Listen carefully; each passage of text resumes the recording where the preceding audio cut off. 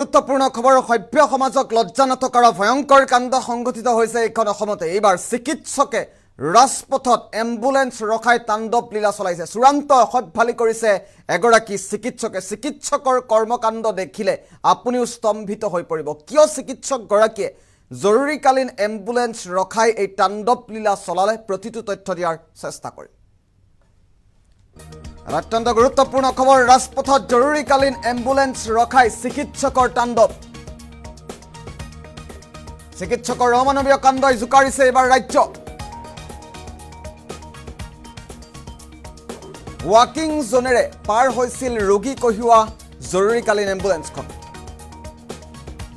Doctor Narayan বৰদলৈয়ে ambulance ৰখাই ৰাজপথত চলালে তাণ্ডৱ। অত্যন্ত গুৰুত্বপূৰ্ণ খবৰ, হাতত চুৰি লৈ আক্ৰমণৰ বাবে উদ্যতও হৈছিল উদণ্ড চিকিৎসকজন। আমি দৃশ্যাংশ আছে, আমি পৰৱৰ্তী পৰ্যায়ত দৃশ্যাংশ দেখুৱাম। যোৰহাটৰ বৰুৱা চাৰিআলিত এই ভয়ংকৰ কাণ্ড সংঘটিত হৈছে।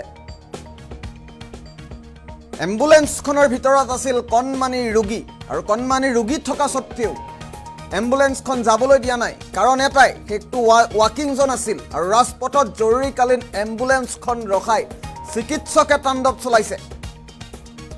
পুনৰবাৰ উল্লেখ কৰিছোঁ, সভ্য সমাজক লজ্জানত কৰা ভয়ংকৰ কাণ্ড সংঘটিত হৈছে। এখন জৰুৰীকালীন এম্বুলেন্স ৰখাইছে, তাকো খুদ চিকিৎসকেই। ৱাকিং জোনেৰে পাৰ হৈছিল ৰোগী কঢ়িওৱা জৰুৰীকালীন এম্বুলেন্সখন। সেয়াই অপৰাধ আছিল চিকিৎসকজনৰ মতে। ডাক্তৰ নাৰায়ণ বৰদলৈয়ে এম্বুলেন্স ৰখাই ৰাজপথত তাণ্ডৱ চলাইছে।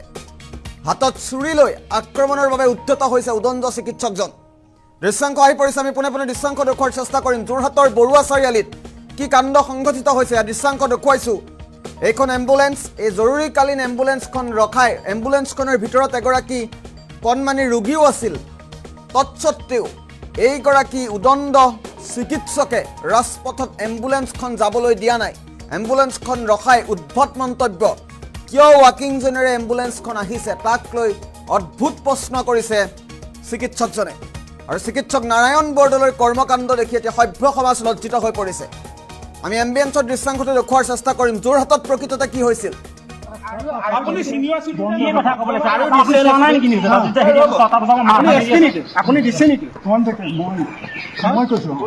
আপুনি কোন হয়?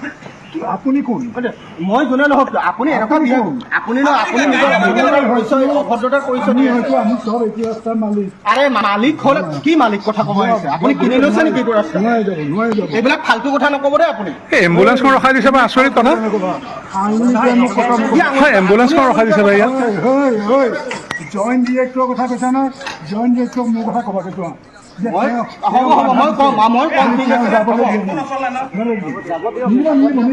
আমাৰ মানুহবিলাক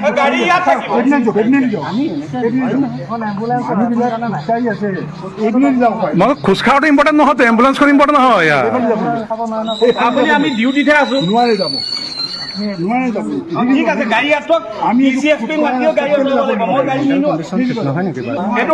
এম্বুলেন্স ৰখাই দিছে চাগে এটা ৰাস্তাত খোজকাঢ়িব বুলি, যোৰহাটৰ ৱাকিং জোন বুলি এম্বুলেন্সখন ৰখাই দিছে। যোৰহাটৰ বৰুৱা চাৰিআলিত এই অমানৱীয় কাণ্ড সংঘটিত হৈছে। এগৰাকী চিকিৎসকৰ কৰ্মকাণ্ডই জোকাৰিছে ৰাজ্য।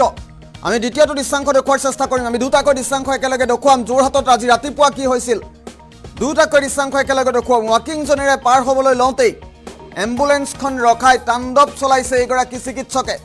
হাতত চুৰি লৈ আক্ৰমণৰ বাবে উদ্যত হৈছে চিকিৎসকজন। আৰু চিকিৎসকৰ চুৰিৰ আক্ৰমণৰ পৰা এইদৰে সাধাৰণ ৰাইজে ৰখাবলগীয়া হৈছে। দৃশ্যাংশটো চাওক, আজি ৰাতিপুৱাৰ ভাগত এই ঘটনা সংঘটিত হৈছিল যোৰহাটৰ বৰুৱা চাৰিআলিত। ৰখাই দিছে, গাড়ীখন যাবই নিদিয়ে, লগত চুৰি লৈছে। এইটো অৱস্থা আজি আমাৰ যোৰহাটৰ ৰাইজৰ।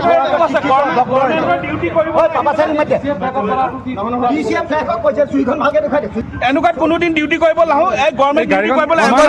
সমগ্ৰ ঘটনা সন্দৰ্ভত স্থানীয় লোকৰ কিছু মন্তব্য আহিছে। আমি পোনে পোনে মন্তব্য লোৱাৰ চেষ্টা কৰিম। আমি ডিউটিতহে আছো, নোৱাৰে যাব। সঁচাকৈ এটা যোৰহাটবাসীৰ কাৰণে এইটো খুব লজ্জাজনক কথা। আমি দুখ পাইছোঁ। কথাটো হ'ল, এইটো যিটো ৱাকিং জোন আছে, ৱাকিং জোনটো সদাব্যস্ত এটা পথ, আৰু ৱাকিং জোনটো একচুৱেলি সেইটো হ'ব নালাগিছিলে। আজি যোনটো মানে ৱাকিং জোনৰ কাৰণে এই যিটো ঘটনা সংঘটিত কৰিব পালে, VVIP ৰোডটো কেনেকৈ ৱাকিং জোন হ'ল? সেইটোৱেইটো কথা।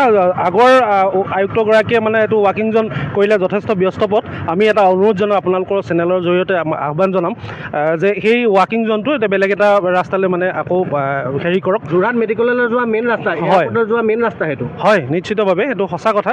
আৰু এই যিজন ডক্তৰ, যিজন আমি চিকিৎসকক আমি ভগৱান বুলি কওঁ, তেওঁ যিহেতু একদম হত্যাকাৰী ৰূপত যিটো ঘটনা আমি সংঘটিত কৰিলে সঁচাকৈ লজ্জাজনক, আৰু উচিত দোষীয়ে উচিত শাস্তি পাওক। সেইটো কামনা। বহুতে কৈছে যে তেওঁ চিকিৎসাধীন হৈ আছে, অসুস্থ। তেওঁ চিকিৎসালয়ত চিকিৎসা কৰি আছে, তেওঁ তেনেকুৱা অৱস্থাত কেনেকৈ চিকিৎসা কৰিব পাৰিছে?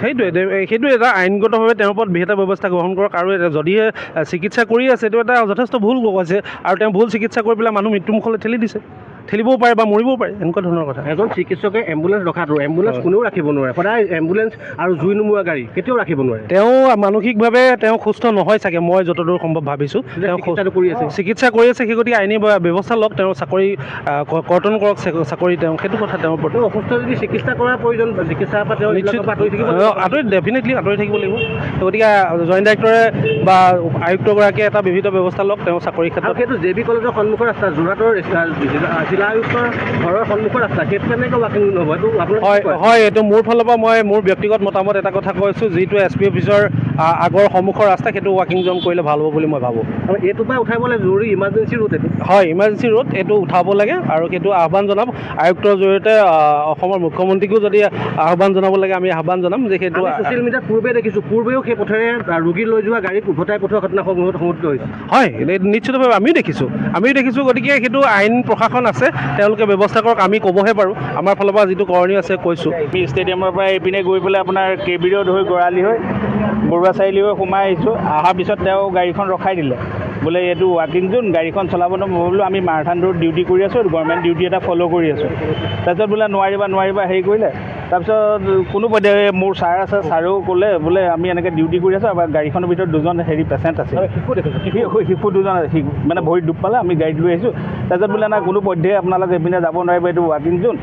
তাৰপৰা ছাৰেও বহুত তেওঁক ক'লে বোলে নহয় এইটো যাব লাগিব, এম্বুলেঞ্চটো ৱাকিং জোনত চলিব পাৰে। তাৰপিছত তেওঁ কোনো পধ্যে নিদিয়ে মানে। তাৰপৰা হেৰি কৰিলে, তাৰপৰা কোনোবা আহি পেলাই ক'লে বোলে এখেতে ইয়াত এনেকুৱা বহুত গণ্ডগোল কৰাৰ কাৰণে মানে তেওঁক ঢালা হেৰি কৰিলে। তেওঁ তাৰপিছত চুৰি এখন উলিয়াইছে মানে মাৰিবৰ কাৰণে। তেখেত এজন বিশিষ্ট চিকিৎসক, চবেই চিনি পায়। এম্বুলেঞ্চ কোনেও নাৰাখে, তেওঁ আজি কিয় কৰিলে ঘটনাটো? তেওঁ কিবা মানে অসুস্থ নেকি? কিবা সেইটো এতিয়া তেখেতে গম পাব। অসুস্থ মানুহ এজন ৱাকিং জোনত ফুৰিবলৈ আহিব দিব, আজি আমাক কৈছে, কাইলৈ বেলেগ এজনক কৰিব। তেওঁ হস্পিটেলো চলাই আছে। তেনেকুৱা এজন চিকিৎসকে হস্পিটেল চলাই থাকিলে ধৰক কেতিয়াবা ৰোগীৰ লগতো কিবা খেলি মেলি হ'বও পাৰে। সঁচাকৈ